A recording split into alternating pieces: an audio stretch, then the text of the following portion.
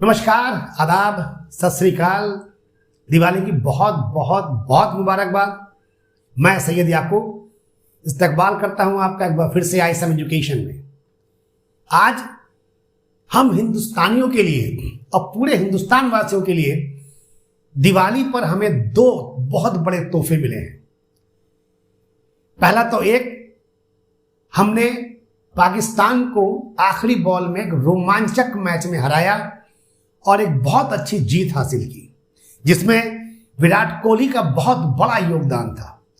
यहां तक कि हमारे जो सुनील गावस्कर साहब हैं, जिनको कहा जाता था कि वो क्रिकेट के गुरु हैं, उन्होंने भी विराट कोहली की आज खुल करके तारीफ की। तो पहली खुशी तो हमें यहां मिली। और दूसरी इंपॉर्टेंट बात कि ब्रिटेन के प्रधानमंत्री जो अब बने हैं ऋषि सुनक जी, वो भी हमारे भारतीय मूल के निवासी हैं। तो भारत के लिए या हम भारतवासियों के लिए यह बहुत गर्व की बात है कि भारत मूल के श्री ऋषि सुनक जी ब्रिटेन के प्रधानमंत्री बने हैं। तो आइए देखते हैं कि ऋषि सुनक जी के बचपन से लेकर ब्रिटेन के प्रधानमंत्री बनने तक का सफर, और जानते हैं उनकी कुछ बातों को, उनकी एजुकेशन को, उनके बिजनेस को, और किस तरह से वो प्रधानमंत्री की सीढ़ियों तक धीरे धीरे पहुंचे हैं। सबसे पहले तो हम ये जानते हैं कि ऋषि सुनक जी ब्रिटिश गवर्नमेंट के ऐसे पहले प्रधानमंत्री हैं जो भारतीय मूल के हैं। उनके पास ब्रिटिश इंडियन नागरिकता है और वो पहले भारतीय हैं जो आपके ब्रिटिश गवर्नमेंट के प्रधानमंत्री हैं। उनका जन्म 12 मई 1980 में, यानी 12 मई 1980 में हुआ था। वो जन्मे तो थे इंग्लैंड के ही हैम्पटन शहर में, साउथ हैम्पटन कहलाता है। कास्ट के वो ब्राह्मण हैं और पंजाबी इंडियन हैं। उनके फादर, जिनका नाम है याशवीर सुनक, और मदर का नाम है उषा सुनक। तो यहां तक तो नाम से कोई प्रॉब्लम नहीं लग रही है, लेकिन जब हम आगे बढ़ेंगे तो आपको बताएंगे उनके फादर मदर इंडियन नहीं थे, तो आखिर हम उनको भारतीय मूल का कैसे बोलते हैं। लेकिन उससे पहले, जैसे कहते हैं कि हर एक सक्सेस आदमी के पीछे एक उनकी वाइफ का हाथ होता है। लेडीज में नहीं बोल रहा हूं, वाइफ बोल रहा हूं। क्यों? क्योंकि जिससे उनकी शादी हुई उनका नाम था आकाशता मूर्ति। वो हमारे इन्फोसिस के जो फाउंडर और चेयरमैन है श्री NR नारायण मूर्ति जी, वो उनकी बेटी थी। तो ऋषि जी के फादर, जैसा मैंने बताया आपको, जो यशवीर सिंह जिनका नाम था, वो कीनिया में पैदा हुए थे। उनकी माता जी तंजानिया की थी, लेकिन फिर भी हम उनको भारतीय मूल का बोलते हैं।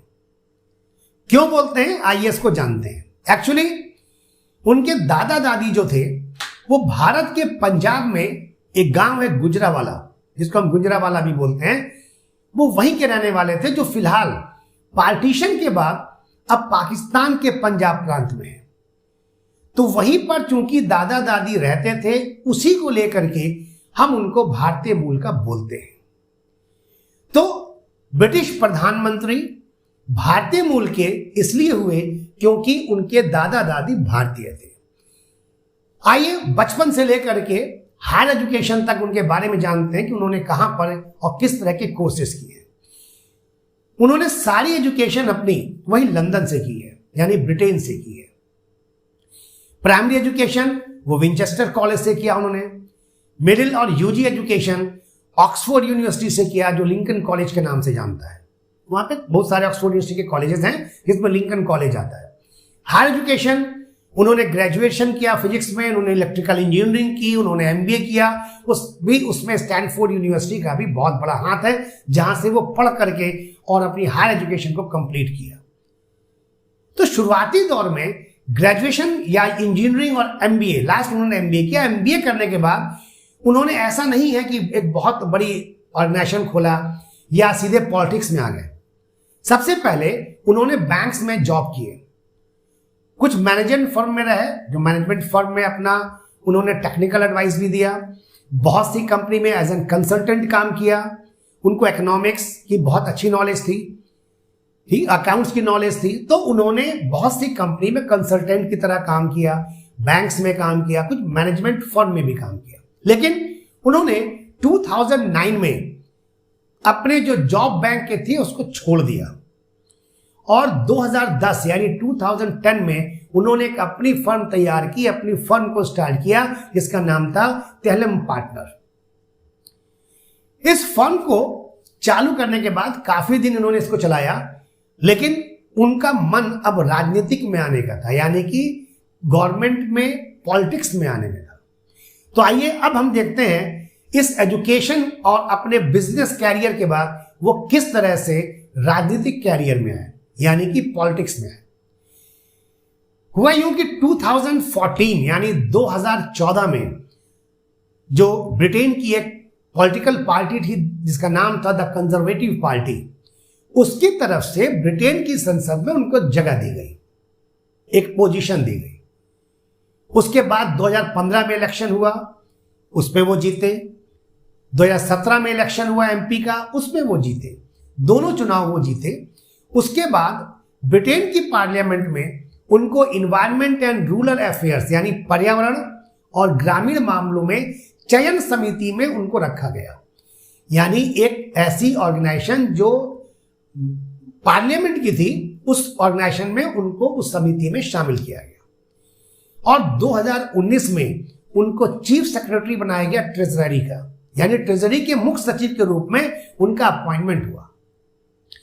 और 2020 में जब वो मिनिस्टर बनकर के आए तो वो थे वित्त मंत्री यानी फाइनेंस मिनिस्टर।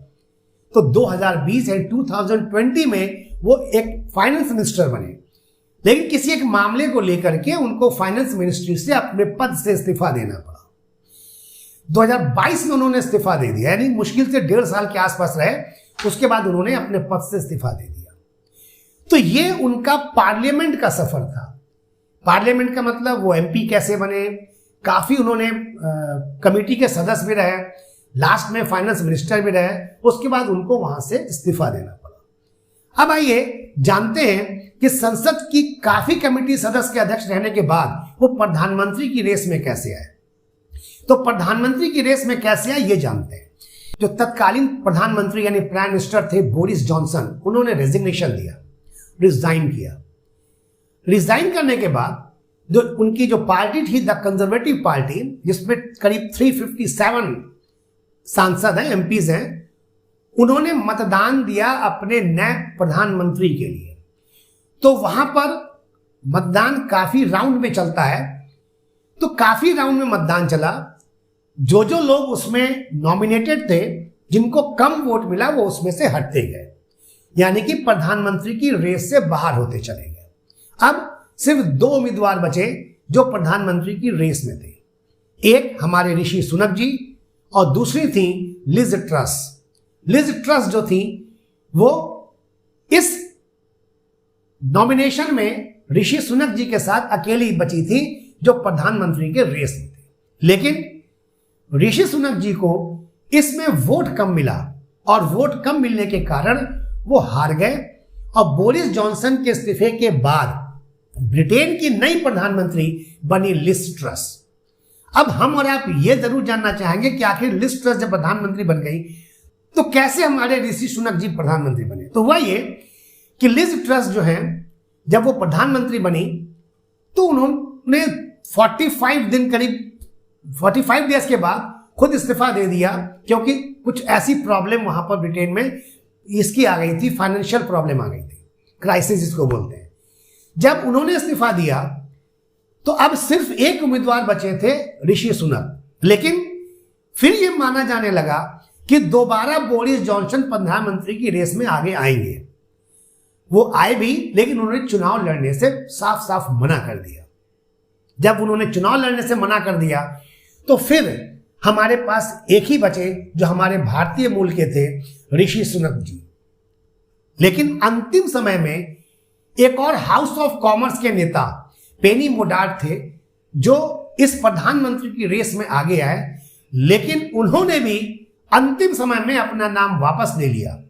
और वापस लेने की वजह से अब पूरे फील्ड में एक ही हीरो बचे थे और वो थे ऋषि सुनक जी। और ऋषि सुनक जी ब्रिटेन के प्रधानमंत्री बने।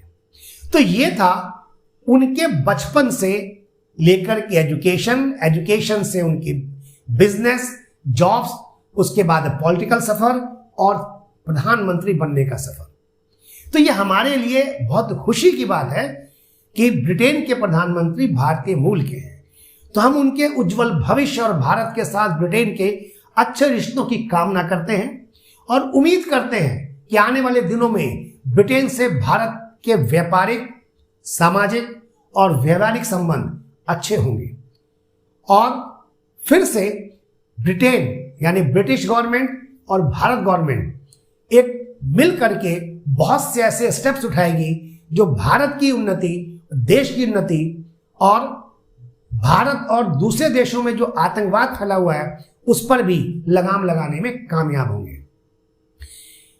तो इसी सब उम्मीद के साथ कि आने वाला दिन हमारे लिए और ब्रिटेन के लिए, दोनों के लिए, पूरी दुनिया के लिए अच्छा होगा, हम आतंकवाद से उबरेंगे। उम्मीद है आपको यह वीडियो पसंद आया होगा। तो अगर आपको इसी तरह की वीडियोस, इंफॉर्मेटिव वीडियोस चाहते हैं करंट अफेयर्स पे, चाहे और भी टॉपिक्स पे, तो अगर आपने अभी तक मेरे चैनल को या वीडियो को सब्सक्राइब नहीं किया है तो सब्सक्राइब कीजिए, बेल आइकन पर भी क्लिक कीजिए ताकि आने वाली वीडियो की इंफॉर्मेशन आपको मिलती रहे। इस उम्मीद के साथ मिलते हैं हम लोग अपने अगले वीडियो में। तब तक के लिए गुड बाय।